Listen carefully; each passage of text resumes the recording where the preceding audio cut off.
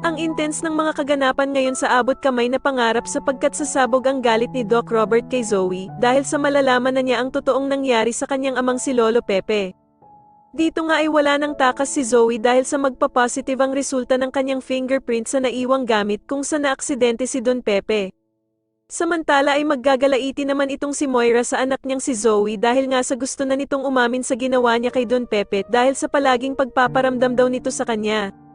Sasabihin nga ni Zoe na hindi na daw kinakaya ng konsensya niya na patuloy pang ilihim ang kanyang krimen na nagawa sa Lolo Pepe niya at gusto na nga daw niya itong aminin. Sasabihin naman ng bruhang si Moira na hindi niya pwedeng aminin ang ginawa niya kay Don Pepe at plano niya nga daw na umalis sila ng bansa at magpakalayo-layo kung magpa-positive ang fingerprint nito sa naiwang gamit sa tulay. Samantala ay madadagdagan naman ang ebidensya na nakita ni Police Gonzaga dahil sa makikita nga nito ang kabiyak ng sapatos ni Zoe.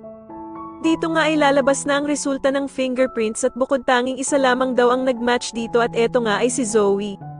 Sa kabilang banda naman dahil sa naging resulta ng fingerprints ay maiisipan ni Moira na lumabas ng bansa at magpakalayo-layo kung saan sila hindi makikita ng mga pulis. Samantala ay meron namang makakakita ng kabiyak na sapato ni Zoe kaya naman ay mas lalong madidiin na siya ang may kasalanan sa pagkaaksidente ni Din Pepe. Sa tingin niyo magawan pa din kaya ng paraan ni Moira na makaligtas ang anak niyang si Zoe, matapos mag-positive ang fingerprint nito, mas lalo na nga talagang nagiging exciting ang mga susunod na kaganapan kaya naman ay mas lalo pa nating abangan ang mas lalong gumigandang abot kamay na pangarap. Maraming salamat po sa inyong panonood at sana po ay mas subscribe niyo ako. Maraming salamat po.